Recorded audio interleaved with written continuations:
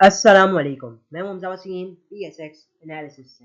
अगर आज मार्केट के हवाले से बात करते हैं तो आज की मार्केट 414 पॉइंट प्लस बन रही। केसी 100 इंडेक्स 66,426 की सतह के करीब बन रहा। जब वॉल्यूम्स की बात की जाए तो 467 मिलियन का काम केसी 100 इंडेक्स में हुआ, तो केसी ऑल शेयर के अंदर 969 मिलियन का काम हुआ, जिसकी वैल्यू 26.7 अरब रुपए बनती है। तो वॉल्यूम वाइज बात की जाए तो हम डिक्लाइन देख रहे हैं, specially day on day basis के हिसाब से देखें तो कंटिन्यूसली डिक्लाइन आ रहा है वॉल्यूम्स के अंदर।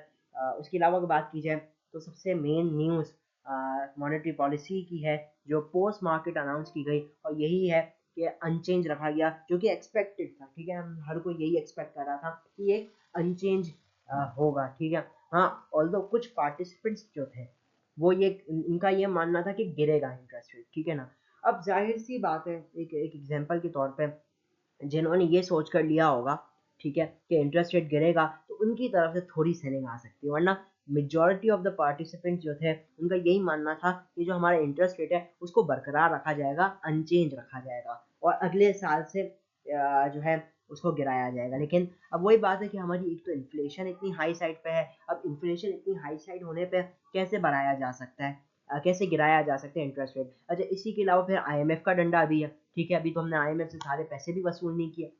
अब जाहिर सी बात है, इंटरेस्ट रेट यहाँ हम कुछ गिरा देंगे, वहाँ आईएमएफ पंगा करेगा, तो फिर आपके अलग मसले मसाइल खड़े हो जाएंगे। ठीक है ना। तो ये कुछ चीज़ें थी जिसको देखते हुए मैंने भी अपनी वीडियो में कहा था आप लोगों को कि मोस्ट लाइकली अनचेंज ही रखा जा सकता है। लेकिन यू नेवर नो, क्योंकि पाकिस्तानी हुकूमत है, वो कभी भी कुछ भी कर सकती है। एनीवेज, आज की मार्केट काफ़ी मुस्बत रही, स्पेशली कल की एक बहुत ज़बरदस्त गिरावट के बाद, एक ज़बरदस्त करेक्शन के बाद, एक ज़बरदस्त इंट्राडे एडजस्टमेंट के बाद आज काफ़ी अच्छी रिकवरी हमने आते हुए देखी। टॉप एक्टिव स्टॉक से बात की जाए तो WTL टॉप एक्टिव रहा, उसमें PTC 11 रुपये के ऊपर बंद रहा, जबकि इलेक्ट्रिक 5 पैसे। बाकी जो आइटम्स हो जाते हैं वो हो जाता है कि इलेक्ट्रिक BOP में कई दिनों बाद ये अच्छी activities I. Telecard outstanding performance रहा, जहाँ हेस्को 15 पैसे माइनस। PRL अपर लॉक, ठीक है ना, इन्होंने न्यूज लाई, ये लोग PRL और PSO की माल पब्लिक से छुड़वा कर आज लॉक मार दिया। उसके अलावा कॉसम 20 पैसे माइनस, यूनिटी 8 पैसे माइनस, जस्ट सिनर्जी 5 पैसे प्लस। वैसे मेरा भी एक ये उसूल रहा है कि कभी भी कोई न्यूज़ आए ना मार्केट में, तो उसके ऊपर कभी मेरा जो नज़रिया है वो यही है कि न्यूज़ के ऊपर कभी ट्रेडिंग नहीं करनी चाहिए मार्केट में। ठीक है ना, क्योंकि यहाँ पे हमारे यहाँ जितनी भी न्यूज़ होती है वो ऑलमोस्ट स्टेल होती है। ठीक है ना, बड़े जो लोग होते हैं उन लोगों को पहले से ही पता होता है न्यूज़ के हवाले से। एनीवेज, टॉप एडवांसर्स के अंदर कुछ लिक्विड स्टॉक है, जैसे first street manufacturing Modaraba, Unicap Modaraba, Telecard, PTC, Chakwal, Kohinoor power हो गया, और चंद स्क्रिप्ट हो जाते हैं। या टॉप डिक्लाइन साइड की बात की जाए तो फर्स्ट पैरामाउंट मुदारबा, चश्मा शुगर मिल, सिल्क बैंक, और ये चंद स्क्रिप्ट हो जाते हैं। एनीवेज, अगर बात करते हैं हम लोग बेसिकली स्टॉक्स के हवाले से, तो आपको अल्लाह का शुक्र है रोशन पैकेजेस दिया था, जो कि आउटस्टैंडिंग परफॉर्म कर रहा है। हमने आपको गालिबन इसकी कॉल 15 रुपये 43 पैसे पे दी थी, आज वो 17 रुपये के ऊपर ही बंद रहा, 17 रुपये 45 पैसे का हाई मारा। तो अल्हम्दुलिल्लाह ये भी बहुत अच्छी कॉल रही। तो हमारी कोशिश होती है कि हम आपको स्पेसिफिकली हाईलाइट करके बताएं कि कौन सा स्टॉक जो है बहुत ज़्यादा यहाँ से अच्छी मूवमेंट दे सकते हैं। जैसे हमने आपको लास्ट ही मंथ में शाह मुराद दी थी, बल्कि 2 ही हफ्ते पहले दी थी, 204 रुपीज़ समथिंग पे, आज ये 265 के पास पहुंच गया। तो अल्लाह का शुक्र, हमारी कोशिश होती है आज से आप कुछ स्क्रिप्ट आपको देते जाए हर कुछ टाइम में, जो कि आपका जल्दी से प्रॉफिट रिकवर करवाए। ठीक है ना, इसी तरीके से मैंने आप लोगों को एक लॉन्ग टर्म का भी एक आइटम बताया है। ठीक है, बहरहाल वो तो बहरहाल थोड़ा लंबे व्यू के है, जैसे हाईटेक आपको बताया है, यहाँ से जो बंदा लेकर रख सकता है उसको अच्छा रिटर्न मिल सकता है, लेकिन डेफिनेटली वो एक शॉर्ट टर्म के लिए तो नहीं है। ठीक है ना, शॉर्ट टर्म के लिए जो स्क्रिप्ट होता है वो मैं आपको स्पेसिफिकली हाईलाइट करके बता देता हूँ। तो अल्लाह का शुक्र है, जो स्टॉक्स बताए जा रहे हैं आप लोगों को वो आउटस्टैंडिंग परफॉर्म भी कर रहे हैं। उसके अलावा अगर बात कर लेते हैं आज के दिन के टॉप कंट्रीब्यूटर्स और टॉप लूजर्स के हवाले से, तो आज के दिन जो टॉप कंट्रीब्यूटर रहा वो फौजी सीमेंट, मारी पेट्रोलियम हो गया, सॉरी रिफ्रेश नहीं हुआ था। आज के दिन जो टॉप कंट्रीब्यूटर था वो लकी सीमेंट था। ठीक है, फिर मिलेट ट्रैक्टर पे हबको हो गया, फिर Engro fertiliser, SNGP Engro, Pak tobacco, Dawood Hercules, PSO Fatima fertiliser, PPL, Mari, DG गैसी, और आगे आप चल स्क्रिप्ट देख सकते हैं। चाहे टॉप डिक्लाइन साइड पे MCB का स्टॉक था, बहुत हैवी गिरावट रही, कल ये 200 के ऊपर गया, बेसिकली 203 रुपये 82 पैसे तक गया और आज की जो क्लोजिंग आई है वो 186 रुपीज़ के पास आई है। उसके बाद यूबीएल के अंदर भी एक ज़बरदस्त गिरावट रही, फिर सर्विस, एफएफसी, फिर एचबीएल, बेसिकली बैंकिंग सेक्टर जो था उसकी वजह से आज थोड़ा प्रेशर रहा। फिर बैंक अल फलाह सिस्टम्स, फिर बैंक अल हबीब, फिर आईएलपी, फिरोज मिल, उसके बाद national bank, Colgate, Abbott, ABL, allied bank हो गया, उसके अलावा एच कार्ड। तो एक देखने को मिल रहा है जो बैंकिंग सेक्टर था उसकी तरफ से थोड़ी आज सेलिंग आ रही थी, क्योंकि हमने देखा चंद रोज से जो बैंकिंग सेक्टर है उसी ने ही आउट परफॉर्म किया है। और मेरे नसीब इस वक्त का बेस्ट सेक्टर ही बैंकिंग सेक्टर है, स्पेशली फॉर ट्रेडिंग। इवन जो इन्वेस्टर्स हैं उनके लिए भी बहुत अच्छा है, स्पेशली इस्लामिक बैंकिंग के जो स्टॉक्स हो जाते हैं। बहरहाल उसके अलावा अगर बात करते हैं सबसे पहले तो इंटरनेशनल मार्केट के हवाले से, तो सबसे पहले हम बात कर लेते हैं कमोडिटीज़ की। तो क्रूड ऑयल इस वक्त ट्रेड कर रहा है $70.72, 60 सेंट नेगेटिव है। जब वर्ल्ड इंडेक्सेस की बात की जाए तो बॉम्बे स्टॉक एक्सचेंज आज 377 पॉइंट्स नेगेटिव बंद रही, 70,000 का हाई भी उसने मारा और फिर 69,551 के पास बंद रहा। जहाँ अगर हम बात कर लेते हैं यूरोपियन मार्केट्स के हवाले से तो मिक्स एक्टिविटीज़ देखने को मिल रही है। तो बहरहाल ये हो जाता है कुछ आज की मार्केट के हवाले से। आप चलते हैं टेक्निकल चार्ट्स पर, देखते हैं टेक्निकली मार्केट के अंदर कैसी मूवमेंट देखने को मिल सकती है।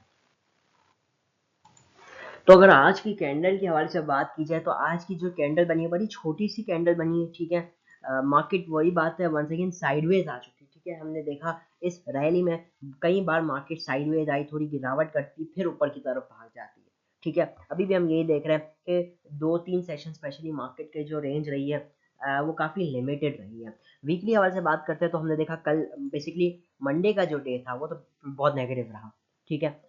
उसके अलावा आज के दिन थोड़ी मार्केट की पॉजिटिविटी थी, इसलिए अभी तक वीकली बेसिस पे मार्केट 200 पॉइंट जो है वो पॉजिटिव है, ठीक है। तो वीकली बेसिस पे अभी भी पॉजिटिव है मार्केट, और मार्केट की जो वीकली एवरेज रही है, स्पेशली मैं 2-3 महीने से बात करूँ तो वो एटलीस्ट 2000 से लेकर 3000 पॉइंट तक रही है एटलीस्ट। एनीवेज अगर बात करता हूँ मैं मार्केट के शॉर्ट टर्म के हवाले से, तो वही बात है, आपको यही देखने को मिलेगा कि अब मार्केट जो है वो थोड़ी एक रेंज के अंदर आ चुका है, ठीक है। जैसे हम देख रहे थे कई रोज से जो स्पेशली पिछला जो वीक था उसमें जो मार्केट का मोमेंटम बना हुआ था वो वन वे था, ठीक है। मार्केट रोज 1000 पॉइंट प्लस 500 से 1000 ये तकरीबन मार्केट का मोमेंटम बना हुआ था, ठीक है। अभी वो मोमेंटम टूटा हुआ है, ठीक है। अब मार्केट को एक ब्रेकआउट की जरूरत है जो कि इस मोमेंटम को रिस्टोर कर दे। अब स्पेशली हम ये देख रहे हैं कि पहले तो मोमेंटम के साथ वॉल्यूम्स भी थे, अब डेफिनेटली मोमेंटम टूटा तो वॉल्यूम्स भी सडनली गायब हो गए। स्पेशली अगर मैं आपको डेली टाइम फ्रेम पे दिखाऊं तो अभी जो मार्केट ने हाई लगाया था रीसेंट वॉल्यूम्स का वो कितना था,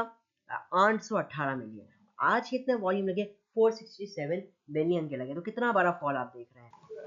एनीवेज मार्केट तो आपकी अप ही ट्रेंड में, ठीक है। अभी तो मैं आपको बताऊं ना, मार्केट ने अपनी पहली वेव भी मुकम्मल नहीं किया अप ट्रेंड, ठीक है ना। पहली अभी तो मार्केट ने अपनी पहली वेव भी नहीं बनाई, ठीक है। फिर दूसरी वेव आएगी, फिर तीसरी वेव आएगी, तो अभी तो मार्केट में तेजी शुरू हुई है, ठीक है ना। अब इसका मतलब ये नहीं हम हमेशा मार्केट में यूं ही तेजी देखेंगे, गिरावट भी आएगी, मार्केट 20,000 पॉइंट बढ़ी, हो सकता है आज नहीं तो कल मार्केट 5-7 हजार पॉइंट गिर भी जाए, ये भी होगा। लेकिन उसके बाद फिर मार्केट हो सकता है 10-15-20 हजार पॉइंट फिर बढ़े, फिर 5-7 हजार पॉइंट की करेक्शन। मैं एक आपको ऐसे खाली विजुअलाइज कराना चाह रहा हूँ, मार्केट ने अभी तेजी का आगाज किया है, मार्केट ने अभी तो बुल रन का आगाज किया, ठीक है। और बुल रन का भी मतलब ये नहीं होता मार्केट रोज ही ऊपर, मार्केट में अप्स भी आती है, मार्केट में डाउन मूवमेंट भी आती है। डाउन मूवमेंट आपके लिए बाइंग अपॉर्चुनिटी होती है, अप मूवमेंट में भी सेलिंग अपॉर्चुनिटी नहीं होती, क्योंकि you can never predict the top of the market, ठीक है ना। स्पेशली अगर मार्केट आपकी अप ट्रेंड में ना, तो no high is a high in an up market,